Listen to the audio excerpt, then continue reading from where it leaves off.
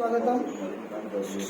मेरी बातच्या या दुसऱ्या भागामध्ये आपल्या सर्वांचं सहर्ष स्वागत करतो. मेरी बात या कार्यक्रमासाठी आज लावलेले प्राध्यापक advocate doctor Govindrao Pande sir इथे आलेले आहेत. त्यांना मी आमंत्रित करतो की कृपया त्यांनी आसनस्थ व्हावे. आपण सर्वांनी मिळून त्यांच्या टाळ्या वाजवून जोरदार टाळ्या करूया. त्यांचं स्वागत जोरदार यासाठी की ते 90 वर्षाचे असून देखील आज आपल्यामध्ये तेवढाच उत्साहाने आपल्यामध्ये सहभागी होतात आणि प्रत्येक मेरी बात कार्यक्रमामध्ये ते येतात. मी अनिकेत दिलोकर यांना विनंती करतो की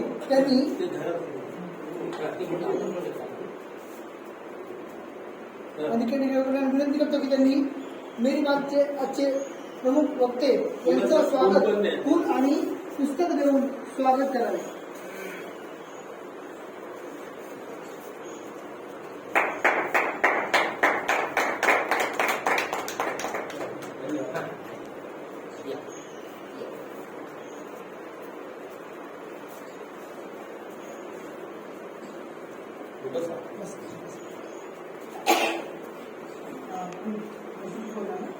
बसून बोलणार, जोरात बोलायचं. आदरणीय गोविंद पांडेकरांना विनंती करतो की त्यांनी आज मेरी बात ती सादर करावी. प्रत्यक्ष सांगण्यापेक्षा तुम्हीच सांगावं असं विनंती करतो.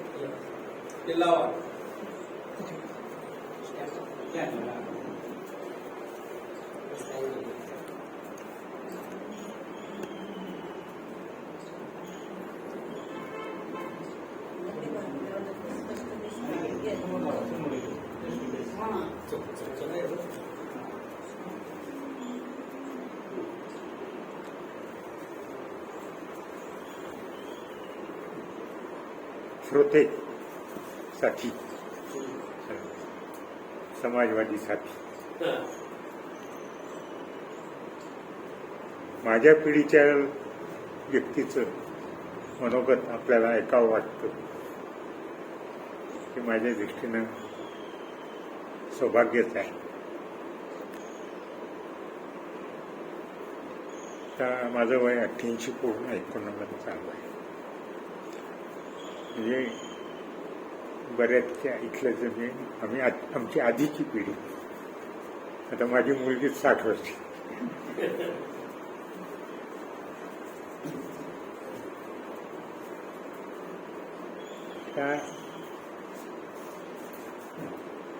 आमच्या काळामध्ये व्यक्तिगत जीवन आणि सार्वजनिक जीवन अशी विभागणी आम्ही करता येत नव्हत्या. आमचं जीवन म्हणजे सार्वजनिक जीवनाचा एक भागच असायचा. माझा जन्म 1937 म्हणजे निजाम स्टेट होतं त्यावेळेस आणि 1948ला पोलीस ॲक्शन होऊन निजाम स्टेट स्वतंत्र झालं. त्यावेळेस मी 10-11 वर्षाचा होतो. त्यामुळे मला त्या आठवणी आहेत. माझे वडील शेतकरी, पण ते निजामच्या काळामध्ये पटवारी, आता ज्याला आपण तलाठी म्हणतो ते पटवारी होते. आणि अंबाजोगाई गाव आणि आजूबाजूच्या, त्यावेळेस मोमिनाबाद म्हणायचं, आजूबाजूच्या 10-12 वाड्या, अगदी इडला, सातपूर हे गाव, पिंपळा या अंबाजोगाईच्या अंडर होते. आणि एकच व्यक्ती तलाठी असायची. आता वेगवेगळे सज्जे असतात. ते काम करायचे. तर माझ्यापेक्षा 2 मोठ्या बहिणी पण आहेत.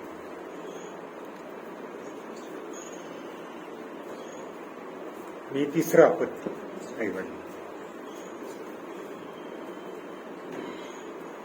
पण कुटुंब नियोजन ही कल्पना काही त्या काळात मान्य नसल्यामुळे आम्ही एकूण 10 भावंड.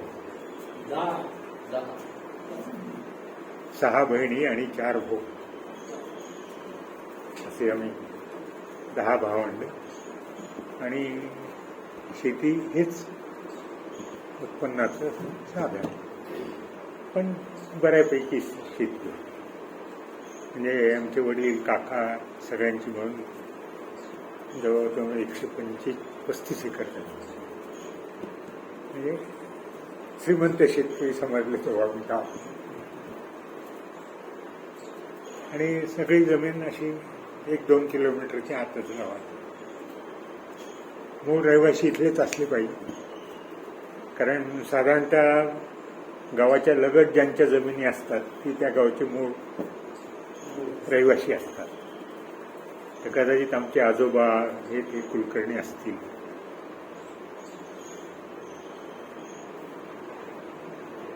तर माझे वडील आणि काका 2, त्यापैकी एक काका फक्त हैदराबादला आमच्या आत्याकडे राहून शिकले.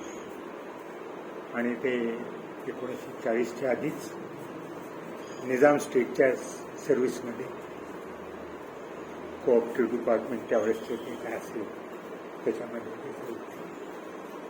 बाकी मग आमचे वडील आणि दुसरे एक काका हे काही शिक्षणासाठी गेले नाहीत. म्हणजे एक काका तर शाळेत जायचंच नाही म्हणले, मला शेतीमुळे.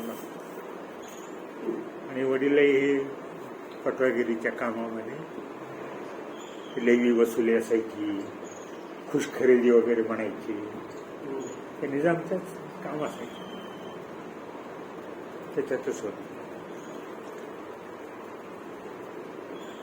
योगायोग असा असतो की माझी एक आत्या हैदराबादला होती आणि ते त्यांचं सासर इथेच होतं रविवार पेठेत. पण त्यांचे मिस्टर तिथे बोर्ड ऑफ रेव्हेन्यू म्हणायचे, महसूल खाते. ऐकू येते ना?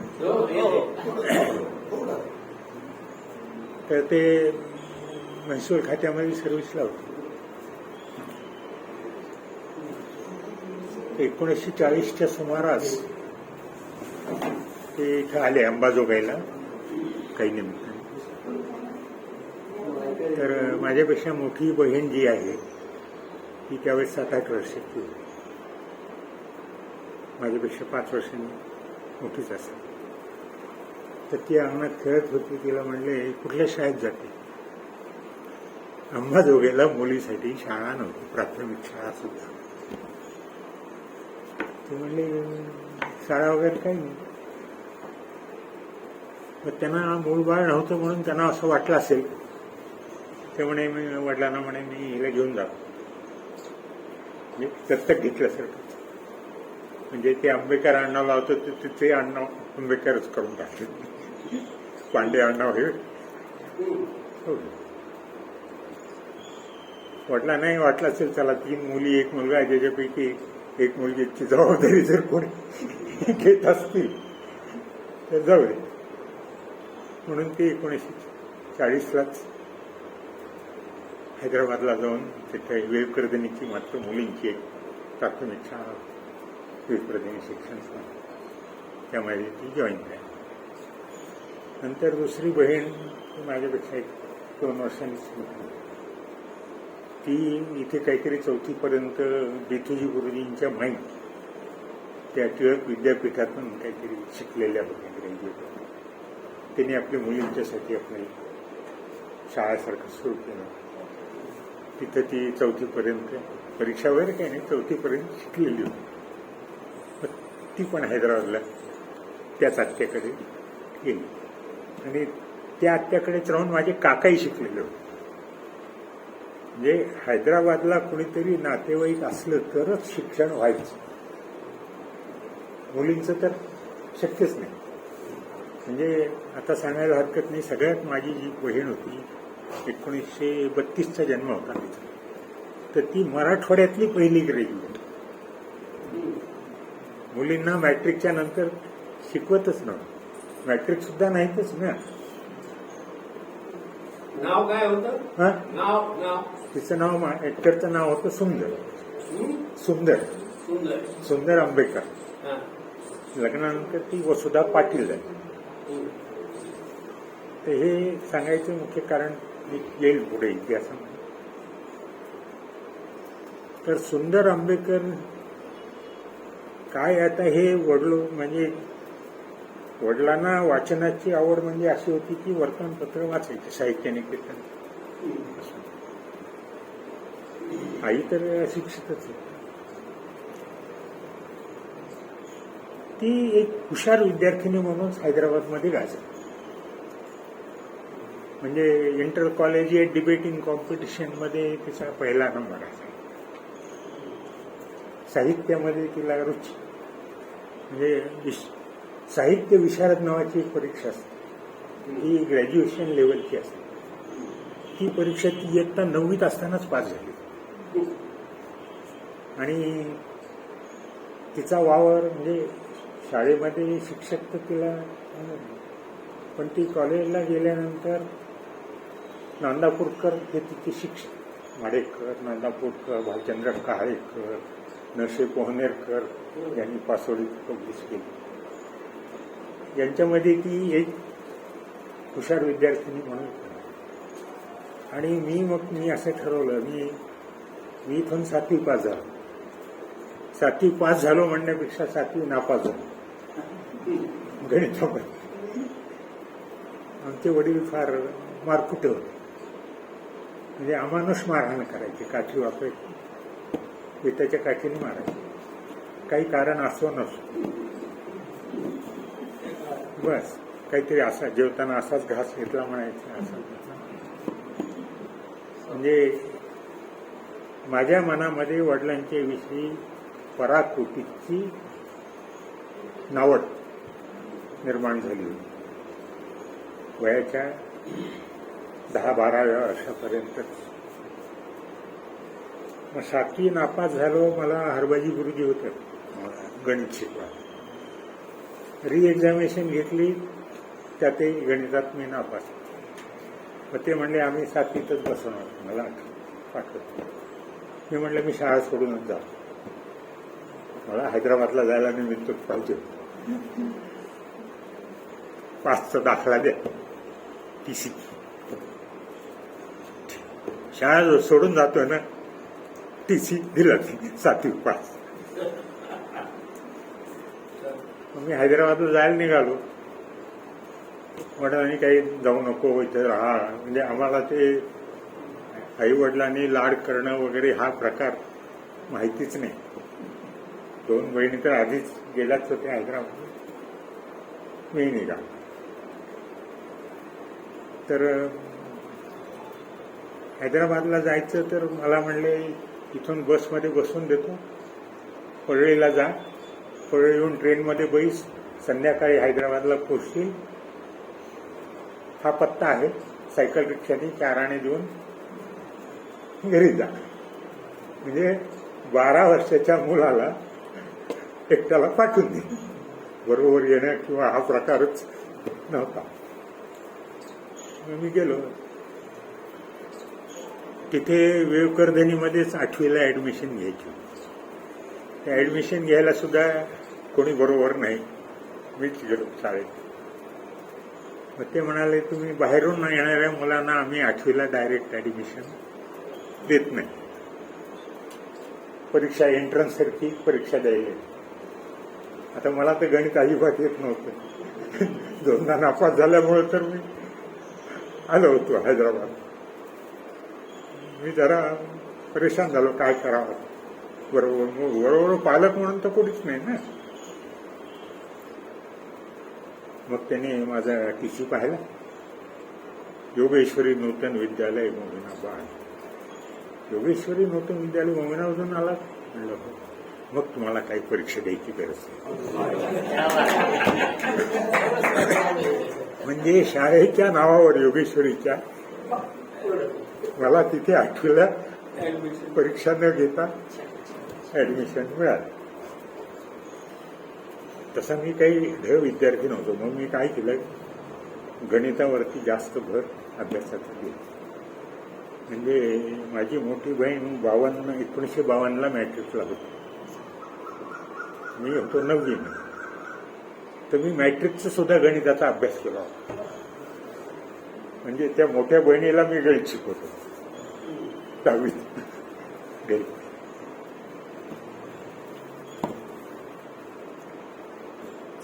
आठवी 9वी 10वी मराठी माध्यमातूनच झालं. 9वी मध्ये इंग्लिशमध्ये नापास झाला. आता नापास होण्याचं कारण असं असायचं की ते क्रमिक पुस्तकं जी असायची ती पुन्हा पुन्हा वाचणं, पुन्हा पुन्हा अभ्यास करणं याचा कंटाळा यायचा. एकदा वाचलं की कंटाळा यायचा. पुन्हा ते पुस्तक पहिल्या दिवशी नवीन पुस्तक आणलं की पहिल्या पानापासून शेवटच्या पानापर्यंत वाचून टाक. ते वर्गात शिकवणाऱ्या शिक्षकांच्याही शिकवण्याकडे काही लक्ष द्यायचं नाही. जनरल रिडिंगचा मात्र नाद होता. एक तर घरामध्ये बहीण म्हणजे कॉलेजची 1950ला ती मॅट्रिक झाली आणि मी 1950ला 7वी पासून 8वीला गेलो. तर तिने कॉलेजला आर्ट्स कॉलेजला ऍडमिशन घेतली. मराठी साहित्यातच तिला पुढे आपल्याला अभ्यास करायचा आणि व्याख्यान ऐकायला जाणं, लायब्ररीमध्ये बसायचा मात्र म्हणजे अगदी गावातल्या कोणत्या कोणत्या वाचनालयामध्ये केव्हा केव्हा जाता येतं त्याचा एक टाइम टेबल सगळा गोळा करायचा.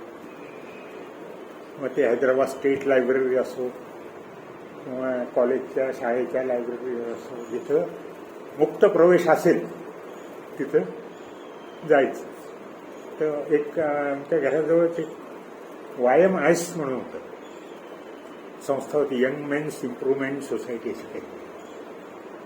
त्यांचं वाचनालय होतं. इंग्लिश पुस्तकं जास्त असेल. मग इंग्लिश पेपर वाचणे शाळेत असतानाच, इंग्लिश पिक्चर बघणे, इंग्रजी कानावर पडावं म्हणून वाचनाचा नाद होता. आणि जनरल रिडिंगमध्येच जास्त लक्ष असायचं. 9वीला इंग्लिशला नापास झालो तर मोठी बहीण म्हणे, भिडे म्हणून एक गुरुजी होते, मास्तर होते, भिडे मास्तर म्हणे, ते फक्त इंग्लिशचे क्लासेस घ्यायचे. ग्रामरचे ते एक्सपर्ट होते. तर मला म्हणे त्यांच्या क्लासला जातो. 9वीला नापास झाला असेल इंग्लिशला, पण ते 10वीला ऍडमिशन दिली. म्हणजे काही 9वीत बसायची पाळी आली नाही. मग मी गेलो त्यांच्याकडे. 10 रुपये महिना फीस घेतो. आता त्या काळात 10 रुपये म्हणजे सुद्धा खूप वाटायचे, कारण आम्ही 3 जण जरी आपल्याकडे शिकायला होतो तरी वडील काही 50 रुपये महिन्याला सुद्धा पाठवत नसत. धान्य वगैरे पाठवायचे इथून शेतीतलं, परंतु असे उचलून पैसे काही ते आत्याचे यजमान जे होते त्यांनीच आमचा सगळ्या शिक्षणाचा, त्या काळात जास्त खर्च येत नव्हता म्हणून शिक्षणाला. मग ते भिडे मास्तरही मला म्हणावे ते परीक्षा घेणार म्हटलं की कुणाला क्लासला ऍडमिशन द्यायची त्याच्यासाठी परीक्षा घेणार. म्हणजे काही एक निबंध लिहायला वगैरे सांगतात तसा तो लिहिला. तो लिहिला तर तो माझा चांगला, म्हणजे इंग्रजी भाषेवर मला प्रभुत्व प्राप्त झालेलंच होतं. जनरल रिडिंगमधून पेपर वाचणे, इंग्लिश पेपर वाचणे, म्हणजे त्या काळातला टाइम्स ऑफ इंडिया वगैरे सारखा पेपर आम्ही शाळेत असतानाच वाचत होतो. आणि ते म्हणे, तुझं तर इंग्रजी चांगलं आहे, कशाला येतोस क्लासला? म्हटलं 9वी सर पास झालोय, नापास झालोय मी. असं कर म्हणे, ये तू, पण फीस द्यायची, तुला फीस माफ. बरं झालं म्हणजे तेवढे 10 रुपये वाढ जायचं. मॅट्रिक झाल्यानंतर सायन्सला ऍडमिशन घेतली. त्या काळात इंटरमिडिएट म्हणायचे, नंतर ज्याला PUC PPC हे झालं ना, नंतर 11वी 12वी झालं. ते PUC PPC होण्याच्या आधी ते इंटरमिडिएट म्हणायचे कोर्स 2 वर्ष, आणि ग्रॅज्युएशन नंतर 2 वर्ष. तर 2 वर्षाच्या त्या इंटरमिडिएटला मी सायन्सला ॲडमिशन घेतलं. आता वडिलांची इच्छा त्यावेळेस कसं आहे की मुलाने एक तर डॉक्टर झालं पाहिजे, नाही तर इंजिनियर झालं पाहिजे, नाही तर मग वकिलांच्या मुलांना वाटायचं वकील झालं. याच्याशिवाय दुसरं काही म्हणजे शिक्षक होणं वगैरे प्रकार हा म्हणजे गौण समजला जाय. ते माझ्या अभ्यासामध्ये तसं लक्ष नसल्यामुळं म्हणजे हुशार विद्यार्थी म्हणून होतो मी, परंतु अभ्यासामध्ये जी रिपिटिशन करावं लागतं त्याचा कंटाळा असल्यामुळं मला काही जेमतेम पासिंग मार्क जास्तीत जास्त सेकंड क्लासपर्यंतच मिळायचे. कधी फर्स्ट क्लास करिअर वगैरे माझं झालं नाही. त्या इंटरमिडिएटला सुद्धा गंमत झाली. मी सगळ्या सायन्सच्या विषयात पास झालो आणि इंग्लिशमध्येच नापास झालो. आता हे आवर्जून सांगायचं असं की पुढे मी इंग्रजीच प्राध्यापक झालो.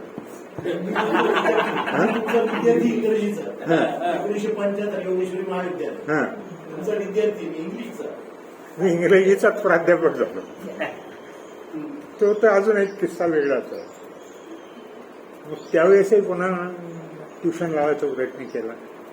मग ते ट्युशन घेणारे अंधारातलेच होते. ते मला म्हणायचे की तुझं तर इंग्रजी चांगलं आहे, तू पण फीस देऊ नको, येत जा क्लास. जात होतो. मग आता मेडिकलला ऍडमिशन मिळणं तर इम्पॉसिबल. इंटरमिडिएटला मी इंग्लिशला नापास झालो. नुसतं इंग्लिश दिलं असतं तर मी पुन्हा इंटरची परीक्षा पास होऊ शकलो असतो. पण थोडे तरी जास्त मार्क्स मिळावेत. मेडिकल नाहीतरी निदान वेटरनरी, ॲग्रिकल्चर या कोर्सेसला तरी ॲडमिशन मिळावी, कारण हे ठराविकच कोर्सेस त्या काळात. पण त्याला सुद्धा सेकंड क्लास कमीत कमी इंटरमिडिएटला लागत होता. म्हणजे 45% वर मार्क्स लागायचे. मॅट्रिकला मला जेमतेम 53% मार्क्स होते. पण म्हणून मी रिपीट केलं. मग रिपीट करायचं ते 1 वर्ष जाणार होतं. मग त्या काळात एक वेटरनरीचा एक लाईव्ह स्टॉक सुपरवायझर असा काहीतरी सर्टिफिकेट कोर्स वेटरनरी, तो केला. वेटरनरीला ऍडमिशन घ्यायची वेळ हा फटका मला गेली. मग ते इंटरमिडिएट झाल्यानंतर मॅट्रिक म्हणजे मेडिकलला ऍडमिशन मिळाली नाही, वेटरनरीला मिळत होती. 40 रुपये त्यावेळेस म्हणजे हे मग मिळायचे स्टायपंड. आमचे काही मित्र वेटरनरीला गेले हातवर्कर वगैरे. ॲग्रिकल्चर कॉलेज सुरू झालं होतं परभणीचं. तिथं मला एक मित्र माधव भिलेगावकर म्हणून आणि अशोक रावदेव म्हणून ते त्या ॲग्रिकल्चरला आले होते. तिथेही मला काही ॲडमिशन मिळणं शक्य नव्हतं. मला जेमतेम 45% मार्क्स पडलेले होते. मग वडील म्हणाले BSc करून तू मेडिकलला जा. त्यांना ते मुलाला डॉक्टर करायचं ही जिद्द. पण मुलाची पात्रता नाही तर कसा होणार. म्हणजे ठीक आहे, नाहीतरी आता इंटर सायन्सच केलं होतं. BSc करायचं तर सायन्समध्येच करायचं. मग BScला ऍडमिशन घेतली. आता BScला ऍडमिशन घेतली तर ती होती युनिव्हर्सिटीमध्येच.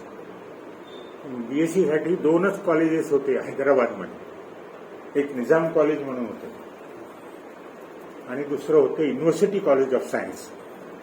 म्हणजे युनिव्हर्सिटीमध्ये अंडर ग्रॅज्युएट कोर्स, PG नाही नुसतं. BScचा कोर्स सुद्धा युनिव्हर्सिटीचाच अंडर. तिथे काय असायचं की आर्ट्स कॉलेजची बिल्डिंग वेगळी, केमिस्ट्री डिपार्टमेंटची बिल्डिंग वेगळी, बायोलॉजी डिपार्टमेंटची वेगळी. म्हणजे इकडचा एक पिरियड झाला की दुसऱ्या पिरियडला दुसऱ्या बिल्डिंगमध्ये जावं लागायचं. तो पिरियड झाला की तिसऱ्या बिल्डिंगमध्ये जावं लागायचं. मी काय करायचं, खाली लायब्ररी होती. लायब्ररीत जाऊन बसायचं आर्ट्स कॉलेजच्या बिल्डिंग. कुठल्याच वर्गाला जात नव्हतं. सायन्स, केमिस्ट्री नाही, बॉटनी नाही, झुऑलॉजी नाही. म्हणजे मी त्या वर्गाचा विद्यार्थी आहे हे सुद्धा शिक्षकांना माहीत नसेल. माझा वेळ सगळा लायब्ररीमध्येच मी घालवायचो. तर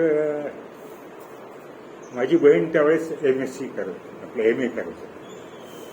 तर तिने आमच्या इंग्रजीचे प्राध्यापक होते DN जोशी म्हणून.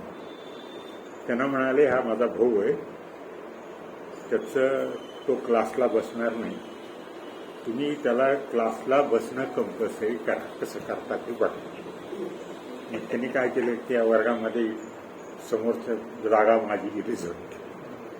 बाकीच्या मुलांना सांगितलं, जोपर्यंत हा आंबेडकर इथे येणार नाही, आंबेडकरच म्हणायचे माझं आडनाव रेकॉर्डला कुलकर्णी होतं, पण मी इंग्रजीचा क्लास घेणार नाही. मग मी वर्गात नाही दिसले की मुलांना सांगायचं त्या लायब्ररीमध्ये कुठं बसला असेल त्याला शोधून आणा. आणि नॉन डिटेल टेक्स्ट म्हणून एक पुस्तक असायचं, आठवड्यातनं एक वर. तर जेन ऑस्टिनची प्राईड अँड प्रेज्युडिस नावाची कादंबरी त्याच्यासाठी असते, जनरल रिडिंगचं. तर ते मला काय म्हणायचे, हे पुस्तक तूच शिकव वर्गात. DN जोशीने आठवड्यातनं एक पिरियड तूच घ्यायचा म्हणे.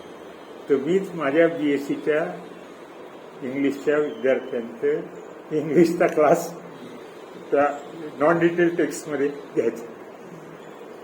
म्हणजे अशा पद्धतीने इंग्रजीची भाषा सुधारत गेली. नंतर BSc झाल्यावर पुन्हा मेडिकलला जाण्याच्या नावाने शून्यच. कारण BSc जेमतेमच पास झालं. 1 वर्ष ड्रॉपही घेतला काही दुसऱ्या कारणास्तव. आणि असं 4 वर्षाच्या कोर्सला इंटरमिडिएट आणि BScला 6 वर्ष लावली. नंतर वडील मग मी काय केलं, BSc झाल्यावर ते काका त्यावेळेस मुंबईला सर्व्हिसला होते. मी त्यांच्याकडे गेलो आणि म्हणलं मी नोकरी करतो कोऑपरेटिव्ह डिपार्टमेंटमध्ये. ते म्हणे ठीक आहे. आता कोऑपरेटिव्ह डिपार्टमेंट काय गॅजेटेड पोस्ट थोडीच मिळणार मला. त्यांनी आपलं कारकून म्हणून लावून घेतलं, आवक जावक. मला आला कंटाळा. मी म्हणलं लायब्ररीचा कोर्स करावा. वाचनालयाची फार आवड असल्यामुळं लायब्ररीचाच कोर्स आपण करावा म्हणून मुंबई विद्यापीठामध्ये गेलो ऍडमिशनसाठी. त्या ऍडमिशनची डेट संपून गेली होती. मार्शल नावाचे तिथले एक लायब्ररी, ते म्हणे BSc तुम्ही म्हणलं हो, लायब्ररीचा कोर्स करायचा आहे. कारण सायन्स ग्रॅज्युएट झालेला माणूस लायब्ररीच्या कोर्सला येतच नव्हता. म्हटलं तरी चालेल, तुला ऍडमिशन देतो मला. मी ऍडमिशन घेतली BSc. वडिलांना कसं कळलं माहित नाही, ते मुंबईला आले. मला म्हणले हा कुठला कोर्स. त्यांनी जो शब्द वापरला तुम्ही, हे बायकी करिअर झालं म्हणे. वाचनालयात लायब्ररीयन म्हणून म्हणजे त्याच्यामध्ये काही कर्तृत्व दाखवायला वावच नाही, अशा प्रकारचं हे करिअर. मग मी म्हटलं काय करणार, लॉ करा. निदान माझा मुलगा वकील आहे हे तरी लोकांना मला सांगता आलं पाहिजे. ती ऍडमिशन कॅन्सल करायला लावली आणि औरंगाबादला येऊन मला लॉ कॉलेजला ऍडमिशन. लॉ कॉलेज तर संध्याकाळचं कॉलेज असायचं, दिवसभर काही काम नाही. वडिलांना 50 रुपये महिना सुद्धा देण्याची नियत नाही. पैसे देऊ शकत नव्हते असं नाही. वार्षिक उत्पन्न त्यावेळेसही त्यांचं 3-4 हजार रुपये तरी शेतीतून शिल्लक यायचे. आम्हाला किती लागायचे, 5 किंवा 10 रुपये खोली भाडे, 25 ते 30 रुपये सकाळ संध्याकाळचे जेवण मिळायचे. मेवाड हॉटेल वगैरे असेल.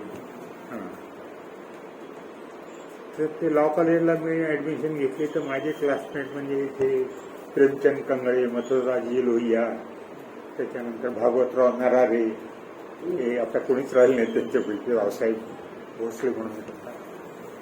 आम्ही सगळे 5-6 जण एकाच मोठ्या हॉलमध्ये राहतो. 25 रुपये भाडे, 5-5 रुपये प्रत्येकाला, आणि 30 रुपये किंवा 25-30 रुपये खानावळी. वरच्या खर्चासाठी 5-10 रुपये तरी लागायचे. पण तेवढेही पैसे सुद्धा काही वडील देत नव्हते. मग माझा एक मित्र होता पातुरकर नाव, तो असंच हैदराबादूनच आम्ही इंटरमिडिएटला असताना बरोबर होतो. त्यांनी तिथे एक क्रॉकरीचं दुकान टाकलं होतं. ते एक कासार समाजाचा होता. पातुरकर फॅमिलीचे 3-4 दुकानं आहेत, जालना, परभणी, औरंगाबाद, भांडीची दुकानं मोठी मोठी. त्यांचे एक काका आहे, त्या काळात SP होते, ते हैदराबादलाच होते. त्यामुळे हाही तिथेच हैदराबादला शिकायला आला आमच्यासाठी. मग त्याने औरंगाबादला येऊन ते भांड्याचं दुकान स्वतंत्र काढण्याविषयी त्यांनी आपलं क्रॉकरीचं दुकान. मग तो मला म्हणे, गोविंदा तुला दिवसभर काय काम असतं, तू माझ्या दुकानावर बसत, मी तुला 25-30 रुपये महिन्याला देत जाऊ, संध्याकाळचं कॉलेज. म्हटलं चला आपली सोय 25-30 रुपयाची का असेल झाली ना. मग त्यांनीच तो माझा खर्च समजा LLBचा त्या मित्रांनीच केला. लॉ कॉलेजला असताना सुद्धा काय करायचं, मी क्लासला जातच नव्हतो. आता सांगितलं तर खरं वाटणार नाही. म्हणजे मॅट्रिक झाल्यानंतर मी कॉलेजला गेलोच नाही म्हटलं. इंटरमिडिएट झालं, BSc झालं, LLB झालं, नंतर MA सुद्धा झालं. केवळ जनरल रिडिंग आहे. म्हणजे वाचनाची आवड माणसाला येऊ शकते. शिक्षक म्हणजे तरी काय असू शकतो. शिक्षकापेक्षा लायब्ररीतलं पुस्तक तुम्हाला जास्त शिकवतं. तर IVK शास्त्री नावाचे आमचे एक प्राध्यापक होते. त्यांची माझी गाठ एकदा पडली क्लासच्या बाहेर. मला म्हणे, तू क्लासला येऊन बसत नाहीस. म्हणलं सर, तुम्ही ते ट्रान्सफर ऑफ प्रॉपर्टी ऍक्ट शिकवा. 60-70 पानाचं पुस्तक. त्याच्यावरती लायब्ररीमध्ये 600 पानाची एक कॉमेंट. त्याच्यामध्ये या सेक्शनमध्ये हा शब्द वापरल्यामुळं काय फरक पडतो इतकं डिस्कशन आहे. त्याच्यापेक्षा तुम्ही जास्त काय सांगणार म्हटलं वर्गामध्ये. मला म्हणे, ते पुस्तक तू पाहिलंच. म्हणलं वाचलं मी, आणि तुला समजलं. म्हणलं हो. न समजण्यासारखं काय असतं म्हटलं त्या कुठलंही पुस्तक. मग तू माझ्या वर्गाला नाही आलास तरी चालेल. म्हणजे माझे शिक्षक मला म्हणायचे, तुम्ही आमच्या वर्गाला नाही आलात तरी चालेल. कारण काय असतं, आता शिक्षक म्हणून माझा अनुभव, शिकवताना आम्हाला एक 5% मुलं वगळावीच लागतात. त्यांना आमचं शिक्षण कंटाळवाणंच होत असतं. आणि जवळजवळ 30-40% विद्यार्थ्यांना कळतच नसतं.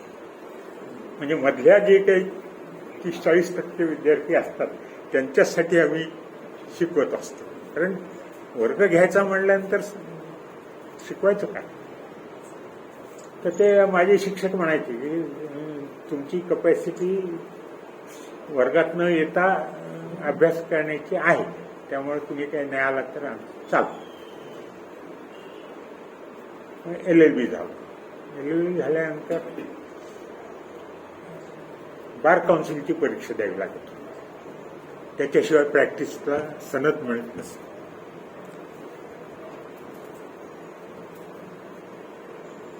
तर LLB होण्याआधीचा एक किस्सा सांग. माझी मोठी बहीण 1956ला MA झाली,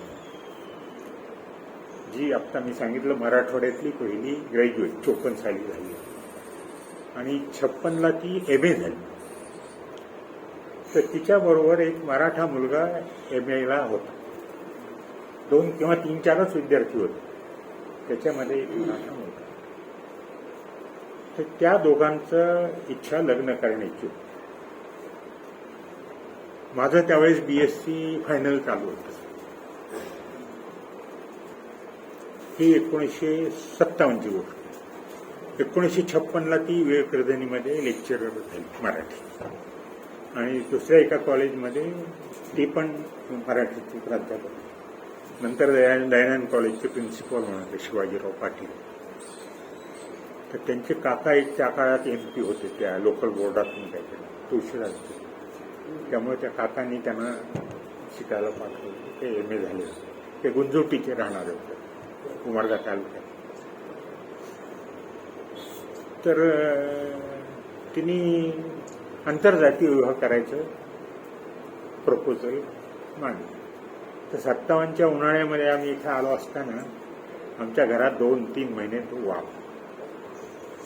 मी म्हणायला लागलो वडिलांना की करू दे तिला, तुला काही कळत नाही, गप्प बस, मला अजून 5 मुली आहेत. तिने जर आंतरजातीय विवाह केला तर दुसऱ्या मुलींच्या लग्नामध्ये अडथळा यायची. आता मी म्हटलं ती MA शिकलेली मुलगी आहे, तिच्यासाठी तिने कोणाशी लग्न करायचं हे तुम्ही ठरवायचं का? नाही म्हणलं. जूनला कॉलेज सुरू झालं, माझं BSc फायनल इयरच होतं. तर मी गेलो कॉलेजला, तिला जाऊ दिलं नाही हैदराबाद, इथंच ठेवून दिली. मग ते जून संपला, जुलै संपला, ऑगस्ट सुरू झाला. मग ते वेळपर्यंत कॉलेजचे लोक मला म्हणायला लागले तुमची बहीण येणार आहे का नाही, नाही तर मग आम्हाला दुसऱ्या कुणाला तरी नेमणूक द्यावी लागेल. मग मी ऑगस्टच्या पहिल्या आठवड्यात परत इथं आलो. त्यावेळेस ते काका हैदराबादचे जे होते सर्व्हिसमध्ये, ते SRC झालं 56ला, स्टेट्स रिऑर्गनायझेशन, भाषावर प्रांतरचना. हैदराबाद स्टेट संपलं, मग ते आले होते महाराष्ट्रामध्ये परभणीला. आम्ही दोघंच राहतो. त्या आत्याच्या यजमाने 1954लाच मरून गेले होते. मग ती आत्या इथंच येऊन अंबाजोगाईला राहिली होती. तर बहिणी दोघी आणि मी, आम्ही तिघच असं खोली घेऊन राहतो. तर मी ऑगस्टच्या पहिल्या आठवड्यात इथे आलो. तिला म्हटलं तुझं कॉलेज सुरू झालंय, प्राध्यापिका आहेस तू आली नाहीस. ते कॉलेजवाले म्हणतात की आम्हाला तिच्याऐवजी दुसरं नेमणूक करावी लागेल. त्यांना हिला सोडायची इच्छा नव्हती, पण आता ही येतच नाही म्हटल्यानंतर काय करणार. म्हटलं काय झालं, तर म्हणजे मला सांगितलं की हैदराबादला जायचं नाही, कारण मी गेले तर आंतरजातीय विवाह करेल, असे त्यांना भीती वाटू लागली. माझ्यासाठी स्थळ शोधणं सुरू झालं. आता त्या काळामध्ये स्थळ इतकं सोपं नव्हतं, शिकलेल्या मुलींच्यासाठी ते इम्पॉसिबल.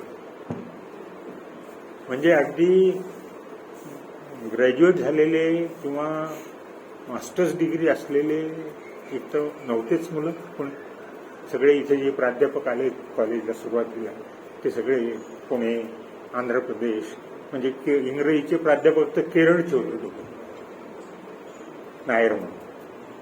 2 होते ते आंध्रातले होते. म्हणजे महाराष्ट्रीयन तर MA इंग्लिश झालेलं कोणी नव्हतंच सगळ्या मराठवाड्यात. ते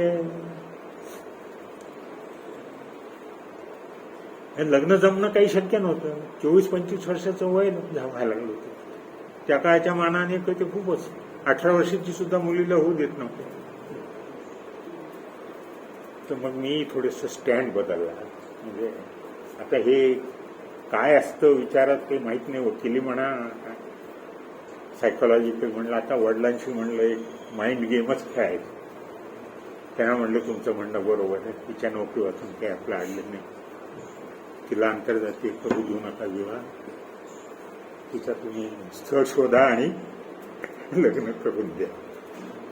असा थोडा वडिलांचा. उन्हाळ्यात मी भांडलो होतो तिची बाजू घेऊन. त्याने मला गप्प केलं होतं, कारण 19-20 वर्षाच्या मुलाचं कोण ऐकणार घरामध्ये. मग एक दिवशी संध्याकाळी तिला म्हटलं चल आपण देवीला जाऊन येऊ. तर इथे राजेश गुप्ता बसलेले आहेत, त्यांची आजी, त्याचे एक काका आयुर्वेदिक कॉलेजला होते, माझे मित्र होते अंबाजोगाई हैदराबाद. तर त्यांची आई म्हातारी त्या आता जिथे राजेशने घर बांधले तिथेच राहत होते, एकट्याच राहत होते ते. त्यांच्याकडे आम्ही देवीला जातो म्हणून बाईंना म्हणलं आम्ही देवीला जाऊन येतो म्हणून नेसते वस्त्रांनी आम्ही बाहेर पडलो दोघं जण. देवीचं दर्शन घेतलं नाही असं नाही, मग त्यांच्या घरी जाऊन झोपलो. कारण परळीहून ट्रेन होती सकाळी हैदराबाद. म्हणजे धाकट्या भावाने मोठ्या बहिणीला घरातून पळवून दिलं. आता ही बंडखोरीच झाली ना. मग हैदराबादला गेलो आम्ही सकाळी, ट्रेन धरली संध्याकाळी. मग त्यांचं लग्न होणार होतं मुंबईत. ते देवीसिंग गुरुजी त्यावेळेस यशवंतराव चव्हाणांच्या कॅबिनेटमध्ये मिनिस्टर, यशवंतराव चव्हाण मुख्यमंत्री आणि ते देवीसिंग गुरुजी उमरगाकडचे, ते तुळशीदास पाटील यांचे ते मित्र होते आणि यांचेही गुरुजीच होते ते आमच्या शिवाजीराव पाटील. तर त्यांच्या बंगल्यावरती लग्न होणार होतं आर्य समाजी पद्धती. त्या काळात त्या भागामध्ये आर्य समाजाचं बरंच असतो, निलंगा उमरगा या भागामध्ये. तर त्या लग्नासाठी मग ते लग्नाला गेले. मी काही गेलो नाही, मुंबईला जायची हिंमत नाही केली तिच्याबरोबर. हैदराबादपर्यंत तिला बसून गेलो, संध्याकाळी दोघांना पाठवून दिलं. ते आंतरजातीय विवाह झाला. ते यशवंतराव चव्हाणांना जेव्हा कळलं की मराठवाड्यातल्या एका मुलीने अशा उच्च शिक्षित आंतरजातीय विवाह केलाय म्हणून आमदार निवासच्या टेरेसवर यशवंतराव चव्हाणांनी पार्टी दिली लग्नाची. त्यांना एक कौतुक वाटलं की, आणि आपल्या इथले तिथे त्यावेळेस व्यंकटराव हे हायकोर्टमध्ये, त्यांना सुद्धा आमंत्रण दिलं होतं हायकोर्ट. तर त्या 1957चा तो आंतरजातीय विवाह म्हणजे मराठवाड्यातला पहिला समजा. जसं बाबासाहेबांचा होता, बाबासाहेब परांजपे. तिला तर जवळजवळ 12 वर्ष आमच्या घराची दारं बनली आणि मलाही जवळजवळ 1962 पर्यंत म्हणजे 5 वर्ष तरी घराची दारं बंदच झाली. म्हणजे मला डिसॉनच केल्यासारखं केलं. आता ही बंडखोरी म्हणा कशी म्हणा की माझ्या मनामध्ये का यावं की आंतरजातीय विवाह केलं ते एवढं कोणतं बिघड, हे जातीभेद आला कुठून विचार करायचं. आणि मला ते इलॉजिकल वाटत. जाती व्यवस्था ही इलॉजिकलच वाटायची मला. ही कशाने ठरली, कशातून आली.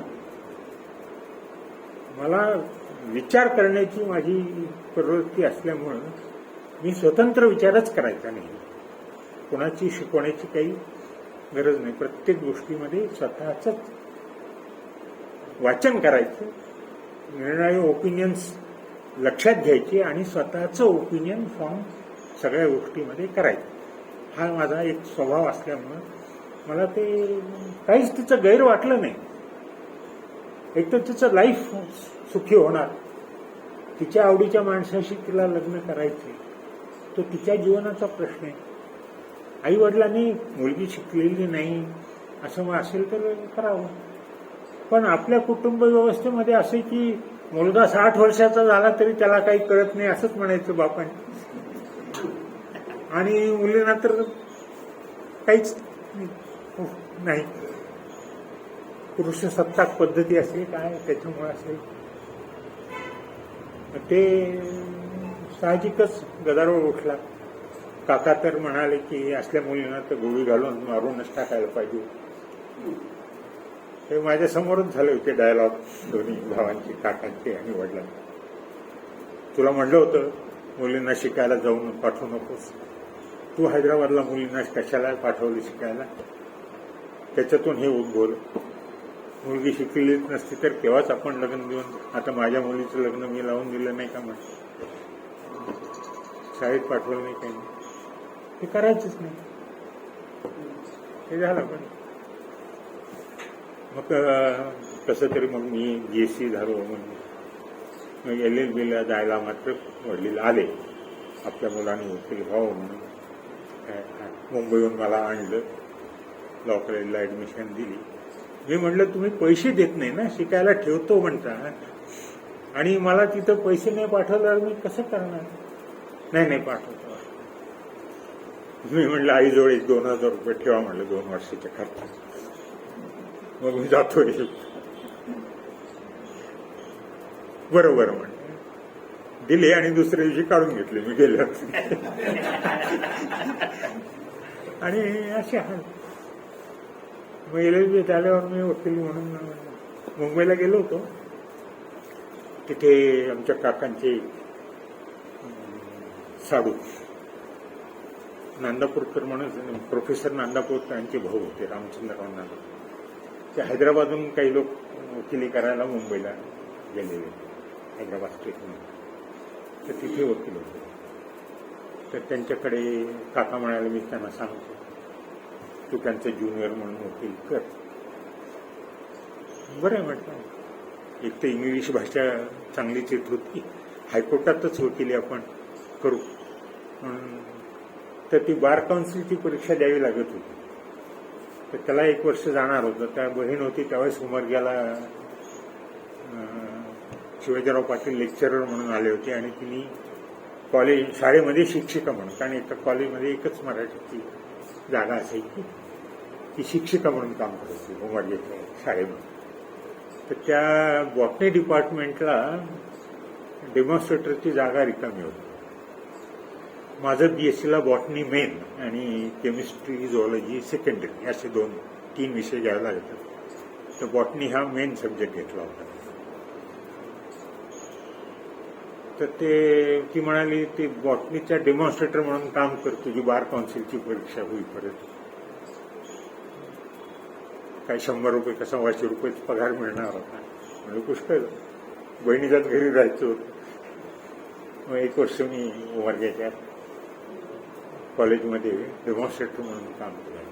त्यावेळेस जनार्दनराव वाघमारे त्यावेळेस इंग्रजीचे प्राध्यापक, 1962 सालची गोष्ट. माझा त्यांचा त्यावेळेस पसंतचा मैत्री परिचय. पण ती नंतर बार काउन्सिलची परीक्षा कॅन्सल झाली आणि एनरोलमेंट होणार आहे लॉ म्हणून. मी त्याला सनद घेतली. तर मुंबईला वकिली करायची होती. तर ते म्हणाले होते मला नांदापूरचं 150 रुपये मी तुम्हाला महिन्याला देईन. पण ते कुठेतरी मुलुंडला राहायचं, रोज चर्चगेटला ट्रेनने जायचं, त्या रेल्वेच्या कॅन्टीनमध्येच सकाळ संध्याकाळ जेवायचं. मी म्हणलं हे आम्ही हैदराबादचे राहिलेले नवाबी पद्धतीनं मुंबईचं जीवन म्हणजे आम्हाला ते त्यावेळेसच मला कंटाळा आला. म्हणलं हे या लोकलमध्ये गर्दीमध्ये रोज तास प्रवास करायचा, सकाळी तासभर करून जायचं आणि संध्याकाळी ते तासभर प्रवास करून यायचं. म्हणून ते चर्चगेट म्हणजे विटीहून पुन्हा ते हायकोर्टापर्यंत पायी जायचं. तर सुधाकरराव कुर्डूकर हे आमचे समवयस्क, आता परवा ते गेले सुप्रीम कोर्टचे जज झाले. तर सुधाकरराव कुर्डूकर मला म्हणे, मी म्हणलं मी जातो मुंबई सोडून. मला म्हणे जाऊ नको, मी सुद्धा राहतो म्हणे. व्यंकटराव देशपांडे त्याचे काका होते, त्यांच्याकडे तेही मला 150 रुपये देतात म्हणे. मी असंच मुलींना कॉट बेसिसवर राहतो एका हॉटेलमध्ये.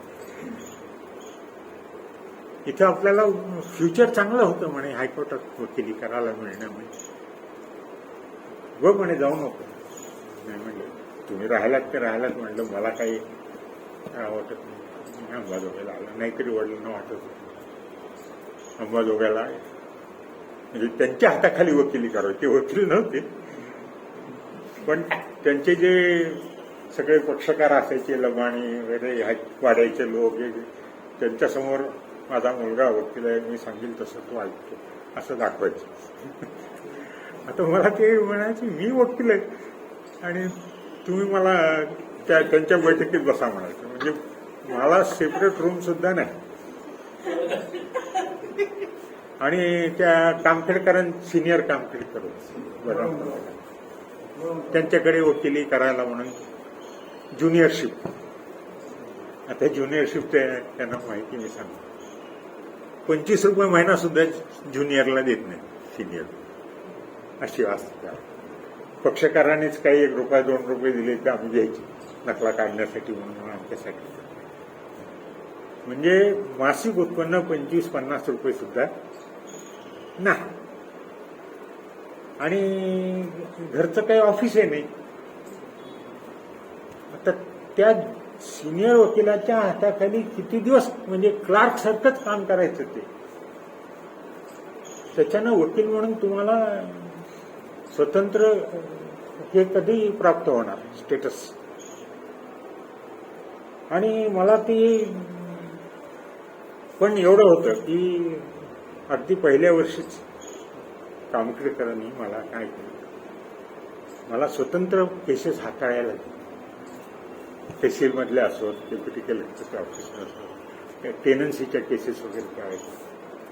तर ते मला म्हणायचे तू चांगला अभ्यास आहे, तुम्ही चालवा, मी काही येत नाही. रेंट कंट्रोलच्या केस कुठे काय. आणि एखाद्या वेळेस सिव्हिल केसमध्ये सुद्धा दावा तयार करणे किंवा WS तयार करण्याची संधी मला दिली. म्हणजे 62-63च्याच काळात. तर मी म्हणलं हे वकिलीत काही आपल्याला काही लवकर पुढे सरकता येईल असं दिसत नाही. मग मी MPSCची परीक्षा दिली, डेप्युटी कलेक्टरच्या पोस्ट 63 साली. म्हणजे वकील म्हणून काम करत असतानाच. आणि पासही झालो रिटर्न टेस्टमध्ये. रिटर्न टेस्टमध्ये पास झालो होतं. तर माझा इंटरव्ह्यू होणार होता सुभेदारी गेस्ट हाऊसमध्ये. लेफ्टनंट जनरल थोरात होते त्यावेळेस MPSCचे प्रमुख. तर ते पटवर्धन नावाचे कोणीतरी कमिशनर मुंबईचे, रेव्हेन्यू कमिशनर, ते येणार होते इंटरव्ह्यू घ्यायला. तर ते होते इथल्या सोमण फॅमिलीचे नातेवाईक. त्यांनी माहिती काढली की अंबाजोगाईचा असा मुलगा, त्याचा इंटरव्ह्यू आहे. नारायणराव जोशी म्हणून इथे येतो. त्या नारायणराव जोशींना त्यांनी निरोप दिला की 3000 रुपये मागा सिलेक्शनसाठी MPSCच्या. मी डेप्युटी कलेक्टरच्या पोस्टसाठीच परीक्षा दिली. 3000 रुपये द्या, सिलेक्शन होणार. ते वडील म्हणे खुश. वडील 3000 रुपयामध्ये डेप्युटी कलेक्टर होणार मुलगा डायरेक्ट. 500-600 रुपये महिना का असेना पगार मिळणार. वकिली तर 25-30 रुपये मिळत नाही. 3000 रुपये द्यायला तयार झाली वडील. मी म्हणलं देऊ नका, गव्हर्नमेंटला गरज असेल तर घेईल आपल्याला. मला असं वाटतं की मी वकिलीच व्यवसायामध्ये मी चांगलं एस्टॅब्लिश होईल. आज नाही. तुम्हाला कोणती घाई आहे माझ्या पगारातून तुमचं काही, माझे पैसे मिळवण्यातून तर काही तुमचं काही अडलेलं नाही. मी देऊ दिलं. तर मी इंटरव्ह्यूला गेल्यानंतर त्या कमिशनरनी मला, ते थोरातने सांगितलं तुम्ही घ्या इंटरव्ह्यू रेव्हेन्यू खात्यासाठी. LM पाटील म्हणून एक होते, अजून एक मेंबर. ते पटवर्धन मला म्हणे तुम्ही वकिली करता म्हणे. म्हणलं हो. मग तुम्हाला जावं लागत असेल तहसील ऑफिसमध्ये, डेप्युटी कलेक्टरच्या ऑफिसमध्ये. म्हणलं जावं लागतं. करप्शन आहे का माझ्या डिपार्टमेंट? मी म्हणलं आहे. सगळ्यात जास्त करप्शन रेव्हेन्यू, नंतर पोलीस खातं, नंतर PWD. म्हणजे ही क्रमवारीच ठरलेली असायची. आहे म्हणलं. नाही म्हणले ते थोरात हसले. आहे म्हटलं. म्हणजे माझी त्यांनी, मी असं म्हणावं की नाही. मी म्हणलं आहे, मी रोज पाहतो ना. ₹2 दिल्याशिवाय फाईल आम्हाला हातच लावू देत नाहीत ना कारकुनापासून. आणि तहसीलदार तर त्यावेळेस रेव्हेन्यूचं असं त्या टेनन्सीचे डिसिजन असायची की जो जास्त पैसे देईल त्याच्या बाजूने निकाल. तहसीलदार टेनंट आहे का नाही. म्हणजे आमच्या इथले रास देशपांडे सारखे वकील हे तर काय करायचे माहिती का, तर तहसीलदारने यांच्याकडे यायचे, कुणाच्या बाजूने निर्णय लिहून द्या. मग यांनी निर्णय लिहून द्यायचा. मग काही दिवसांनी पुन्हा तहसीलदारने यायचं, तो निर्णय बदलून जमीन मालकाच्या बाजूने लिहून द्या. मग यांनी जमीन मालकाच्या बाजूने लिहून द्यायचं. म्हणजे वकिली ज्ञानाचा असाही म्हणजे त्या अधिकाऱ्यांना पाहिजे तसा निर्णय लिहून देणे हे सुद्धा काम चालायचं. नाही म्हणे कपटवर म्हणे ते नाही म्हणे चपराशी कारकून ₹2 चहा पाण्यासाठी येत असतील, पण नायब तहसीलदार, डेप्युटी कलेक्टर हे लोक पैसे खातात. म्हणलं ते जास्त खातात, कारण त्यांच्या हातामध्ये अधिकार मोठे असतात. ते चिडला ना म्हातारा. मला म्हणे मग काय तुम्ही आमचं डिपार्टमेंट सुधारायला येऊ लागले का?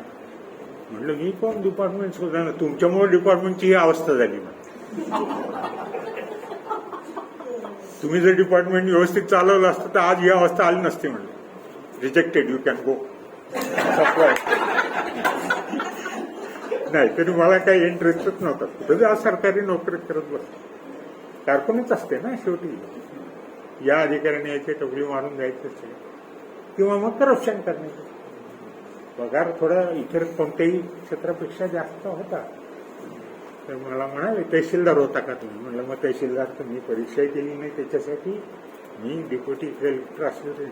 तहसीलदार तर कोणी यावं टोपली मारून जावं अशीच पोस्ट असायची सगळ्या खात्याचं तहसीलदार. त्यामुळे ती संधी गेली. तर पुढे माझी जी बायको झाली ती माझ्या मोठ्या बहिणीची मैत्रीण असते, 3 वर्षांनी माझ्यापेक्षा मोठी. पण त्या इथं MSc, पहिल्या MSc तिकडच्याच होत्या, त्या हैदराबादच्या, कर्नाटकातल्या, पण मराठी माध्यमातून शिक्षण झालेलं होतं. आणि मुख्य म्हणजे माझ्या बहिणीमुळे त्यांना आमचं गाव माहिती होतं. तर स्वामीजींनी हे 1956 कॉलेज काढलं, सायन्स कॉलेज काढलं स्वामी रामानंद. आणि त्याच्यासाठी इंटरव्ह्यू घेतले तिथे हैदराबाद प्राध्यापकासाठी. तर त्या स्वामीजींचे एक PA होते दामोदरराव पांगारकर, नंतर खादी बोर्डाचे वगैरे ते काम. त्यांची बायको ही माझ्या बहिणीची मैत्रीण, यांची पण मैत्रीण. ती म्हणे मोमिनाबादला कॉलेज निघते, जा म्हणे तू प्राध्यापिका. मग स्वामीजीने इंटरव्ह्यू घेतला. तर ती म्हणे तिथे न्यू सायन्स कॉलेज म्हणून काढलं हैदराबाद. स्वामीजी सुरेंद्र बारलिंगे त्यावेळेस त्याचं प्रिन्सिपल. नांदेडहून पाठवलं. नांदेडचं कॉलेज 50ला सुरू केलं. आंबेडकरांनी विलेन कॉलेज काढलं 50ला औरंगाबादला, आणि स्वामीजींनी काढलं नांदेड पीपल्स कॉलेज 1950ला. त्याच्या आधी कॉलेजच नव्हता. गव्हर्नमेंट कॉलेज एक इंटरमिडिएटच फक्त औरंगाबाद, डिग्री कॉलेज तर नाहीच होती. आणि ही कॉलेजेस, मिलेन कॉलेज काय किंवा पीपल्स कॉलेज काय, इथे डिग्री क्लासेस नव्हते. डिग्रीसाठी हैदराबादलाच जावं लागायचं. मी जेव्हा इंटरमिडिएट झालो ना त्यावेळेस डिग्रीसाठी आम्हाला हैदराबादलाच जावं लागायला असतं. त्या डॉक्टरचं. तर ते म्हणे ते श्याम कुलकर्णी नावाचे एक होते, तेही म्हणजे MSc बॉटनी झालं. ते आमच्या मॅडमच म्हणतो शेवटपर्यंत बायका. त्या काय आधीपासून माझ्या प्राध्यापिका होत्या आणि वयाने मोठ्या होत्या. तर त्या बॉटनी घेऊन MSc झाले होते 1956. मग त्या म्हणे त्यांना ते श्याम कुलकर्णी ते मग त्या म्हणे मला न्यू सायन्स कॉलेजला द्या, कारण त्या हैदराबादच्या राहणार. ते श्याम कुलकर्णी म्हणे मी नाही येत म्हणून. ते खरं म्हणजे स्वामींच्या बहिणीचा मुलगा. तो म्हणे मला हैदराबादला. मग स्वामीजी म्हणे त्याला हैदराबादला घ्यायचं, तुम्ही चला. मग त्यांना अंबाजोगाई गाव माहिती होतं. विद्यालंकार म्हणून ते मिनिस्टर होते ना, त्यांची मुलगी यांची मैत्रीण होती, ती नारायणराव जोशींची सून आहे.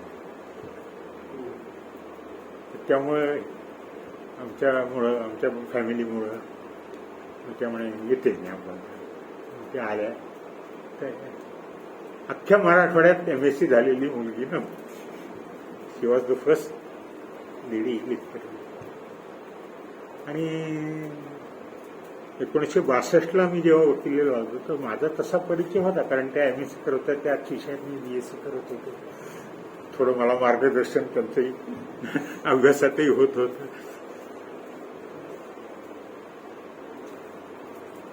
तर इथं येऊन त्यांना जवळजवळ 8-9 वर्ष झाले की लेक्चर. पण एकतर उच्च शिक्षित बाई म्हणून लग्न होत नाही, आणि दुसरं वडील नव्हते, मोठे भाऊ वगैरे, त्यांनी काही यांच्या लग्नाची काळजी केली नाही, काही. एकटंच आई आणि ते दोघे राहत होते, वडील नव्हते. तर जवळजवळ 62ला मी आलो होतो, त्यांना इथे येऊन जवळ 6 वर्ष झाली. त्या स्टाफ रूम मध्ये गेले तर ते एकटाच बसलेले असायचे, बोलणारच कोणी. ते पुरुष लेक्चरर त्यांच्याशी बोलायचे सुद्धा. गावात तर शिक्षण शिकलेली बाईच नाही ना कोणी. म्हणजे कॉलेजचे शिकवणं याच्याशिवाय सोशल लाईफ, कुठे बाहेर जाणं नाही, कारण बरोबर कोणी नाहीच ना कंपनी. तर मी माझे वकिली जेव्हा इथं सुरू केली तर मी काय करायचं, माझ्या कोर्टातलं काम संध्याकाळी 5 वाजता त्यांच्याकडे जायचं का, 1-2 तास गप्पा मारून बसायचं. मी म्हटलं तुम्ही विवाह का करत नाही? नाही म्हणे काय जमला नाही, आता काय मला करायचंच नाही. म्हटलं आयुष्य कसं काढणार असं मला. मी 1-2 विचारून बघितलं.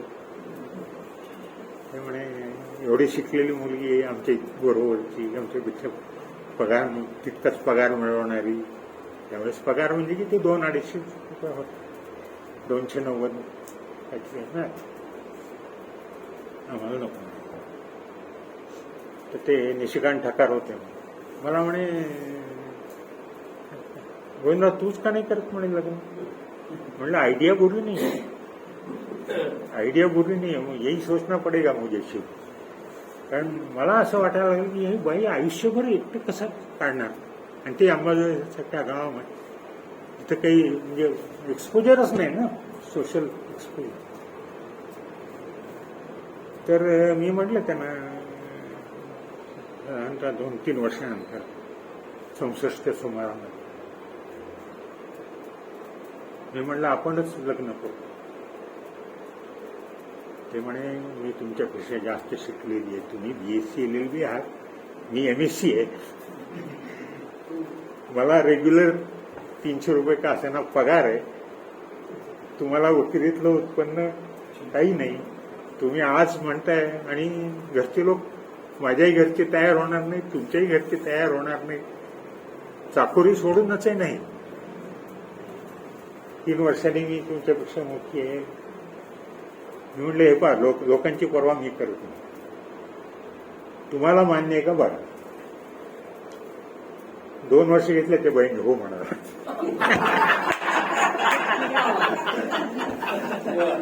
आणि मग मला असं वाटायला लागलं कदाचित आपण आपल्याकडे मास्टर्स डिग्री आहे म्हणून ह्यांना वाटतं काय की आपले लग्न करण्यात कमीपणा.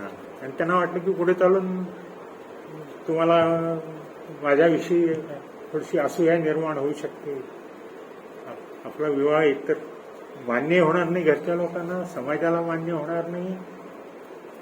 पण आमचं असं होतं की मग माझ्यामुळे तरी त्यांना गाण्याच्या कार्यक्रमाला जाणं, नाटकाला जाणं, संध्याकाळी फिरायला जाणं, त्या काळात आम्ही जात होतो. म्हणजे थोडं तरी सोशल लाईफ माझ्यामुळेच मिळू लागलं ना.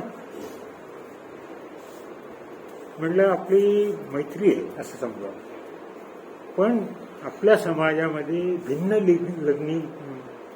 लिंगी मैत्री ही मान्य नाही. असं फार दिवस, उद्या माझा विवाह होईल, तुमचा माझा संबंध संपून जाईल, तुम्हाला कोणीच कंपनी राहणार नाही, आणि एकटं आयुष्य तुम्ही कसं काढणार आहे? त्याच्यापेक्षा आपण विवाह करू. मग इथे काय झालं की त्यावेळेस 1964ची गोष्ट, मी इथे 62लाच आलो होतो वकिलीला. 63ला ते MPSCचा प्रकार होऊन गेला होता माझा, रिजेक्ट होण्यात. परंतु MPSCची परीक्षा पास होतोय म्हणजे हा काहीतरी या माणसामध्ये स्पार्क आहे. अभ्यास न करता जो आणि हे सिनियर वकील काय करायचे, कामखेडकर म्हणा, आरडी म्हणा, पंडितराव कुर्डुकर, माझ्या बरोबरच्या नात्यानंच वागायला सुरुवात केली. म्हणजे मला ज्युनियर वकील समजेनाच ते, साध्या बोलण्यातून त्याच्यातून. कामखेडकरांनी तर मला एक रेंट कंट्रोलची केस दिली होती परळीची. तिथे गिब्स नावाचा डेप्युटी कलेक्टर होता त्याच्याकडे. तर ते प्रकरण असं होतं की सुवालाल वाकेकर म्हणून सावकार होता श्रीमंत, त्यांच्याकडनं कोणीतरी पैसे घेतले होते आणि आपलं एक दुकान मुलगी त्यांच्या ताब्यात दिली होती. आणि करार असा केला होता की पैशाला व्याज नाही आणि दुकानाला भाडं नाही. दुकानाला भाडं नाही. आणि तो माणूस म्हणाला की मी तुमचे पैसे परत करतो, तुम्ही मला दुकान सोडून द्या. नाही म्हणे, मी भाडे म्हणून दिले तुला पैसे, ऍडव्हान्स रेंट, आणि मी भाडे करू आहे म्हणजे तुमचा, आम्ही नाही सोडत. ते प्रकरण आलं होतं rent control act, deputy collector. मग हे कामखेडकर मला म्हणे, हे तर मला काहीच माहित नाही म्हणे, तुम्ही बघा म्हणे तुम्हीच काय करायचं. तर मी ते पाहिलं, मी म्हटलं हा जो करार आहे की दुकानाला भाडं नाही आणि पैशाला व्याज, हा सावकारीचा व्यवहार समजायचा का भाड्याचा व्यवहार. तर माझं असं म्हणणं पडलं की म्हणजे माझा अभ्यास असं मला सांगणार की हे इसुफ्रक्च्युअरी मॉर्गेज, म्हणजे मॉर्गेज आहे दुकानाचं, पण त्याचा इसुफ्रक्ट तुम्ही घ्यायचा, म्हणजे तुमच्या पैशाला व्याज नाही, म्हणजे त्या दुकानाचं भाडं तुमचं व्याज म्हणून तुम्ही त्या रकमेचं तुम्ही घ्यायचं. रकमेच्या व्याजासाठी ते भाडं नाही दुकानात. तर इट इज अ मॉर्गेज. तर सिव्हिल सूटमध्येच होऊ शकतं ते, रेंट कंट्रोलमध्ये ते येत नाही. पण मला काही केस लॉ वगैरे काही सापडला नाही. एक रोलिंग सापडलं ते प्रिव्ही काउन्सिलचं, त्यावेळेस इंग्लंडच्या कोर्टामध्ये जायच्या केसेस, म्हणजे आपल्या इथं सुप्रीम कोर्टही नव्हतं, ते प्रिव्ही काउन्सिलकडे जायचं, तिथलं एक रोलिंग. तर मी गेलो आर्ग्युमेंटला, तर माझ्यासमोर सांबाप्पा ओकळे, सिनियर शिवाजीराव लोमटे, शरदराव लोमटेचे वडील, आणि आर देशपांडे, हे तिघं वकील त्या वाक्य करतात. आणि मी गेलो कामखेडकरांच्या ऐवजी तिथे. तर आता 40-45 मिनिटं आर्ग्युमेंट झाले. त्या गिजने माझं आर्ग्युमेंट मान्य केलं की हे इट इज अ मॉर्गेज, हे रेंट कंट्रोल खाली मला अधिकार नाही, हे decision, you should go to the civil. मग ते आम्ही तिथून डेप्युटी कलेक्टरच्या ऑफिसमधून त्या वकील संघाच्या बैठकीत आलो. ते कामखेडकरांनी या तिघांनी नमस्कार केले. काय भूत आणून उभं केलं म्हणे, आम्हाला बोलून दे ना. मग कुठलं ते प्रिव्ही काउन्सिलचं रुलिंग दाखवलं. कामखेडकर, सांबाप्पा ओकळे आणि शिवाजीराव लोमटे आणि आर, असं. त्यामुळे माझं इम्प्रेशन आहे की हा काहीतरी वेगळंच पाणी असं झालं. पण मला वाटलं की या बाई कदाचित माझ्याकडे मास्टर्स डिग्री नाही. मग इथे विषय असा नाही. ते केरळचे जे प्राध्यापक होते दोघं, ते 64ला सोडून गेले, कारण त्यांच्या मुलांच्यासाठी इथे इंग्लिश माध्यमाची शाळा नव्हती. त्यांच्या फॅमिलीला भाषेमुळं काही असंच, माझ्या बायकोला ज्ञान मराठी तरी येत होतं, तर त्या लोकांना तो मराठी यायचं. त्यामुळे ते म्हणायचे की चला आपापल्या प्रांतामध्ये. आंध्रातल्या गेले. मग स्थानिक लोकांनीच इंग्रजीचं प्राध्यापक व्हावं असं निघालं. मग सिंधुताई परांजपे पहिल्यांदा 1963ला MA करून आल्या, आणि 64ला एकनाथराव गुरुजी म्हणे तुम्ही चला म्हणे. हे वकील लोक सगळं मॅनेजमेंटवर होते कॉलेज. ते म्हणे इंग्रजीमध्ये आर्ग्युमेंट करतो म्हणे, झाला मराठी येतच नाही, त्याला घेऊन जा म्हणे इंग्रजीचं प्राध्यापक म्हणून. वकील काय करतो, वकील पुष्कळ असतो. मग एकनाथराव गुरुजी मला म्हणे चला म्हणे आपण MA करायला जाऊ. एकनाथराव गुरुजी मी हेडमास्टर होते, म्हणजे वयाच्या 54व्या वर्षी MA करायला मिळाले. मला म्हणे चला. त्यांचा जावाही इंग्रजीचाच प्राध्यापक होता, पण तो इथे राहतो, औरंगाबादला होता, वामन देशपांडे. म्हणजे क्रांती म्हणून त्यांची, आता संजय देशपांडे ना त्याची वडील. तुम्ही म्हटलं चला, एक तर रेग्युलर इन्कम सुरू होईल, 200-300% असेल, आणि आपण हे करू, MA इंग्लिश करू. पण युनिव्हर्सिटी म्हणाले आम्ही ऍडमिशन देत नाही MA ला, BA पाहिजे. तुम्ही BSc आहे. म्हणलं BSc तरी ग्रॅज्युएशनच आहे ना. माझं बेसिक डिग्री सायन्सची होती ना, BSc LLB होतं. BSc म्हणे. ते म्हणे MSc ला ऍडमिशन देता का तुम्ही BA झालेल्या माणसाला? म्हणलं मॅथमॅटिक्सला देतात. बाकीच्या विषयाला लॅबोरेटरीचा प्रश्न असतो सायन्सचा. BAच्या माणसाला लॅबोरेटरीतून काम करण्याचं माहितीच नसतं, त्यामुळे MSc ला ऍडमिशन त्याला मिळत नाही. पण BSc माणसाला MA करायला काय हरकत नाही म्हणे, BA पाहिजे. आता संस्थेच्या लोकांनी मला सुरू केलं की तुम्ही BA करा. म्हणलं एकतर BA 3 वर्षाचा कोर्स त्यावेळेस पण, आणि पुन्हा MA 2 वर्ष, म्हणजे वकिली 2 वर्ष झालेली सोडून पुन्हा 5 वर्ष शिकायला कोण मला वेड्यातच काढतील. ते कामखेडकर तर मला म्हणे तुम्ही हे MA करायचं काय पूळ घेतलं म्हणे डोक्यात. माझ्याबरोबर 2 वर्ष काम केलं म्हणे, तुम्हाला किती पगार, समजा तुम्ही MA झाला, लेक्चरर झाला, तुम्हाला किती पगार मिळणार आहे? म्हणलं 200 अधिक 90, 200 बेसिक आणि 90 रुपये डी. माझ्याबरोबर 2 वर्ष काम करताय तुम्ही म्हणे, मी तुम्हाला पैसे देत नाही, मला मान्य आहे, एवढे पैसे वकिलीत रोज मिळणार म्हणते. मी माझा अनुभव सांगतो, तुम्ही जाऊ नका अजिबात. वडील तर नाराजच, कारण त्यांना ते लेक्चरर म्हणा किंवा लायब्ररीयन होणं म्हणा, म्हणजे काही विचारात घेण्यासारखे व्यवसायच वाटायचे नोकऱ्या. तर BAची परीक्षा घ्या. मग मी गंमत म्हणून म्हटलं मी BAची परीक्षा देतो म्हटलं विद्यापीठात, पण फक्त परीक्षा देणार, first year, second year, third year एकदम. 3 वर्ष कॉलेज करायला माझ्याकडे वेळ नाही. मला वाटलं की अशी कशी परवानगी देईल कोणा विद्यापीठ. पण बेतुजी त्यावेळेस युनिव्हर्सिटी सिनेटचे सभासद, स्पेशल केस म्हणून परवानगी आहे माझं. मला लेक्चरर म्हणून घेऊन जायचं हे ठरवलेलंच होतं. बाबासाहेब परांजपे, बेतुजी, विशेषतः RD वगैरे लोकांनी सांगितलं. ठीक आहे म्हणलं, BAची परीक्षा द्यायची ठरलं, 3 वर्षाची एकदम. मग आता BAला, माझं तर BSc, आता BAला विषय कोणते घ्यायचे? म्हणलं आता MA इंग्लिश करायचं तर इंग्लिशच एक घेऊ. दुसरं आमच्या लॉ कॉलेजच्या निमित्ताने आमचं पॉलिटिकल सायन्स, पब्लिक ऍडमिनिस्ट्रेशन हे विषय आम्हाला थोडे जवळचे वाटतात, कॉन्स्टिट्यूशनचा अभ्यास. म्हणलं पॉलिटिकल सायन्स, पब्लिक ऍडमिनिस्ट्रेशन आणि इंग्लिश हे 3 विषय घेऊन मी BAची परीक्षा दिली. तर BA मध्ये मला इंग्लिशमध्ये युनिव्हर्सिटीत हायएस्ट मार्क मिळाले. त्यामुळे ML साठी स्कॉलरशिप त्यावेळेस काहीतरी 70-75 रुपये म्हणजे पुष्कळच झाली मिळणार.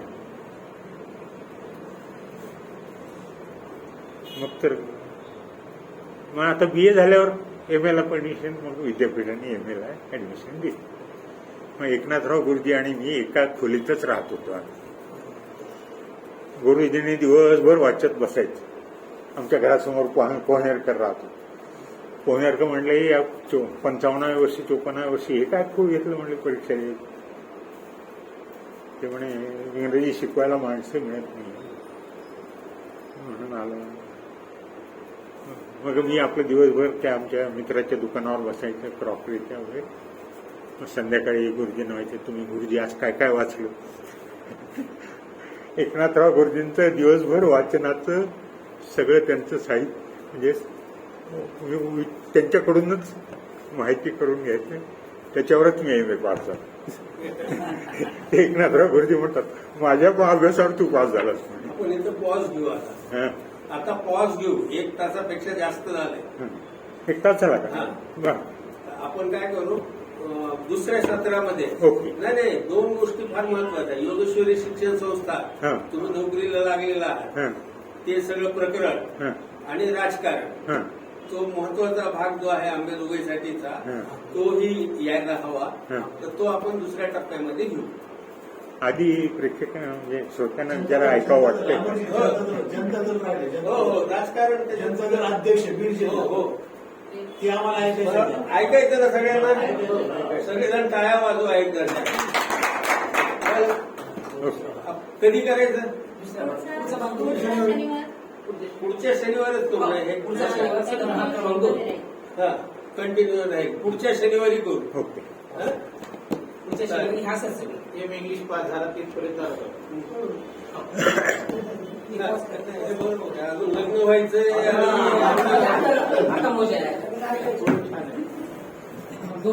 अजून एम ए व्हायचे, हा, हो, वैवाहिक जीवन सुरू व्हायचे, व्हायचंय.